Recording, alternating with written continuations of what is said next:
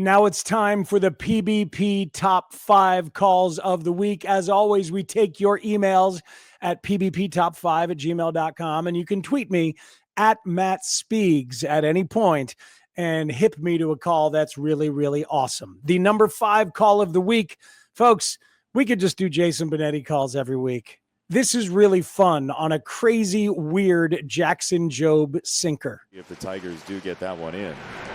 2-2. Oh, my goodness. A lightning bolt directly at Bichette. That'll activate your nervous system. Look at this thing. Anybody have an exorcist? Benetti's good. He's descriptive. He's fun. He's energetic. And we could just play him every week. It's too easy. Howie Rose, the longtime Mets broadcaster, tweeted earlier this week, there is no baseball play-by-play announcer in the game today who is more enjoyable to listen to than Jason Benetti. That is high praise from a really good one. More on Howie later in the top 5. But we go to number 4, Diamondbacks television. I'm enjoying Steve Berthume, his tone and his energy of late. This is Gabby Moreno in a 1-0 game against the Dodgers. Moreno hits it sky high. It's headed for the Dodger bullpen. Gabriel Moreno, and we're tied. Gabby's done it again. Down to their final 2 outs. They have come back. Moreno, a long home run last night and a big one tonight. It's 1-1. Just a really energetic, solid call for a big moment with good context on Moreno, the catcher, who has been absolutely red hot. Number 3, to Red Sox radio we go. Lenny DiNardo guessing at what kind of pitch Rafael Devers might get in the 9th inning of a tie game, and he guessed right. You know what's coming right here. We talked about 71% curveball rate. Now you just wait for him to hang one down the middle and put a charge into it. Just put it into the universe, Lenny. 2-1. The pitch is drilled high and deep into right field. Adios, Carito! Walk-off homer. He got the hanging curve. He launches into the bullpen, and the Red Sox win it 7-6. Will, you just might get that hug. I'm telling you what. Looking for that same pitch. The scouting report does not lie. He got the hanging curveball, and he did not miss it.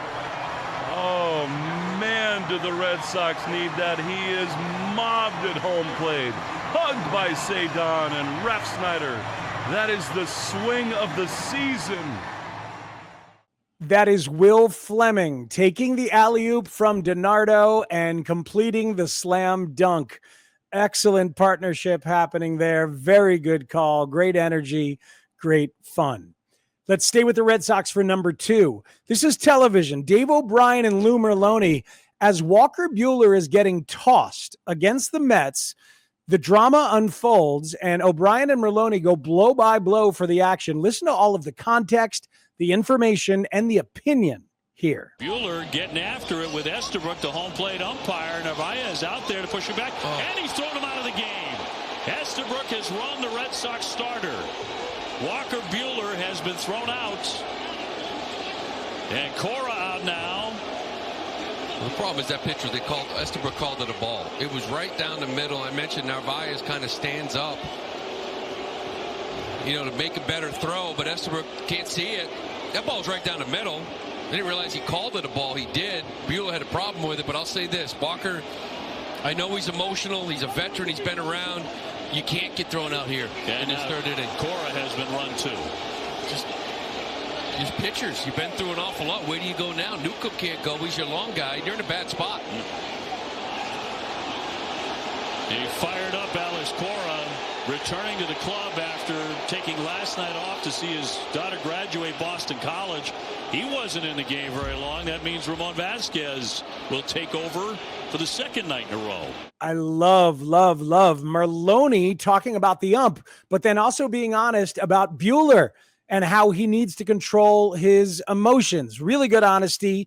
Props to him. Props to the Red Sox for being in an organization that allows that. And O'Brien with the nice nugget about the bench coach having to manage now for the 2nd game in a row. That's really good stuff. And now number one, the Orioles have been terrible. They get one highlight a month, maybe two.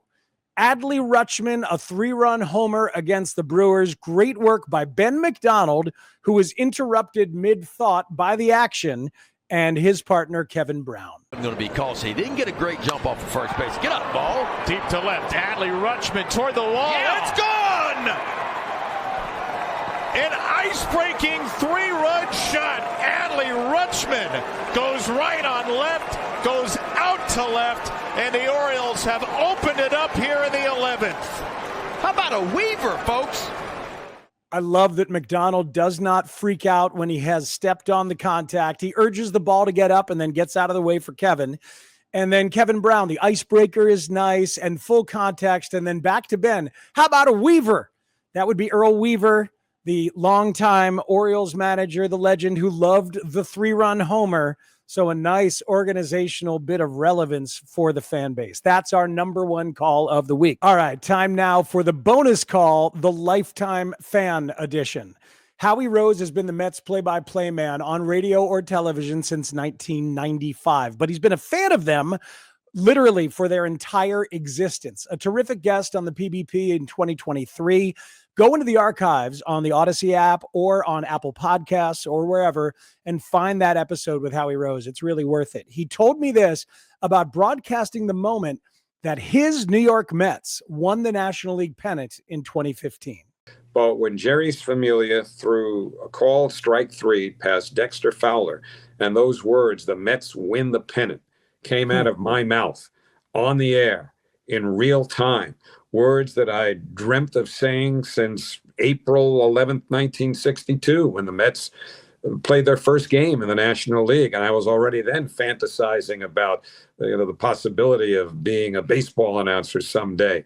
All of those things kind of coalesced that night. That's how much Howie Rose treasured the Mets making the World Series, which they went on to lose to the Royals in heartbreaking fashion, in part based on this play as called here by our friend Joe Buck. Runner at third, one out.